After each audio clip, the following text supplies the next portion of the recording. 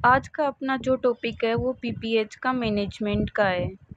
इससे जो पीछे वाले वीडियो हैं उसमें अपन ने पीपीएच के डेफिनेशन, उसके टाइप एंड उसके साइन सिम्टम एंड उसके कोजेज उसमें पढ़ लिए हैं।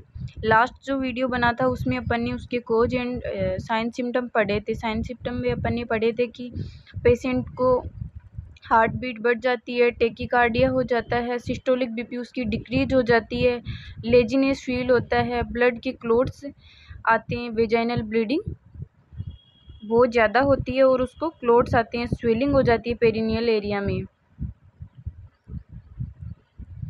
आज का जो टॉपिक है इसमें अपन उसके मैनेजमेंट के बारे में पढ़ेंगे। सबसे पहले हम थर्ड स्टेज का मैनेजमेंट पढ़ेंगे। सबसे पहली प्रायोरिटी ये होती है जब भी पेशेंट को ब्लीडिंग होती है, जब थर्ड स्टेज अगर डिलीवरी हो जाती है बेबी की, और उसमें दो टाइप होते हैं थर्ड स्टेज में। एक में होता है जब प्लेसेंटा सेपरेट हो जाती है और एक में नहीं होती है। सबसे पहले अपन जो पढ़ेंगे थर्ड स्टेज मैनेजमेंट, उसमें पेशेंट को हॉस्पिटलाइज करेंगे और कॉल फॉर हेल्प के लिए कॉल कर देंगे किसी other senior doctor and staff को। उसके बाद हम आईवी लाइन स्टार्ट कर देंगे पेशेंट को, क्योंकि इनपुट आउटपुट मेंटेन रखने के लिए सबसे पहले अपन उसको आईवी लाइन स्टार्ट कर देंगे। उसके एचबी बहुत ज़्यादा डिक्रीज हो जाता है तो उसको ब्लड ट्रांसफ्यूजन की नीड होती है, तो ब्लड ट्रांसफ्यूजन कर देते हैं और ऑक्सीजन एडमिनिस्ट्रेशन स्टार्ट कर देते हैं अगर उसको नीड होती है तो।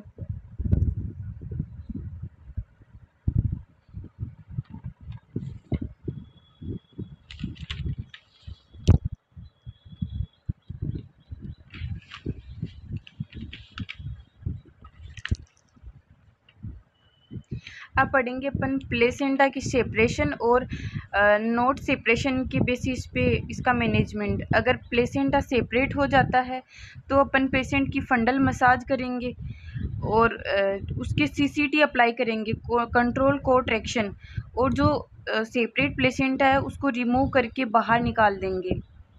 दूसरा है जब प्लेसेंटा सेपरेट नहीं होता है तो मैनुअल रिमूवल ऑफ प्लेसेंटा किया जाता है, जो अंडर जी किया जाता है। प्लेसेंटा को रिमूव करके और फिर बाहर निकाला जाता है।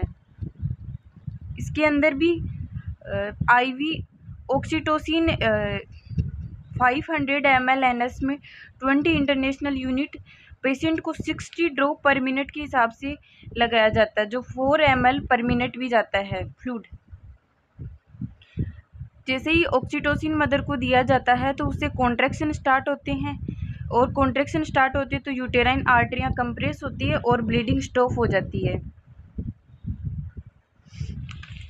पीपीएच होता कैसे है? इसमें क्या होते हैं कि यूटेराइन साइनस से जब वो ओपन रह जाते हैं जिससे ब्लीडिंग होती रहती है, क्योंकि कॉन्ट्रैक्शन, अगर यूटेराइन कॉन्ट्रैक्शन एब्सेंट होते हैं उसकी वजह से यूटेराइन जो आर्टरियाँ हैं वो कंप्रेस नहीं हो पाती है, जिसकी वजह से ब्लीडिंग चालू रहती है, क्योंकि साइनस जो है वो ओपन रहते हैं। जो प्लेसेंटा है उसके पीछे 15 से 20 की संख्या में साइनुसेज जो मदर की एंडोमेट्रियम के अंदर धसे हुए रहते हैं। जैसे ही प्लेसेंटा सेपरेट होती है तो वहाँ कोई ना कोई क्लोट वगैरह रह जाते हैं, प्लेसेंटा के टिश्यू अंदर रह जाते हैं, जिसकी वजह से ब्लीडिंग होती है पेशेंट को। नेक्स्ट पढ़ेंगे अपन ट्रू पीपीएच के बारे में। इसमें भी यही है, जब पेशेंट को ब्लीडिंग, हेवी ब्लीडिंग होती है तो पेशेंट को हॉस्पिटलाइज किया जाता है। इनपुट आउटपुट मेंटेन रखने के लिए आईवी लाइन स्टार्ट कर दी जाती है। नीड होती है तो ब्लड ट्रांसफ्यूजन करते हैं और नीड के अकॉर्डिंग O2 एडमिनिस्टर कर देते हैं। यूटेराइन मसाज की जाती है।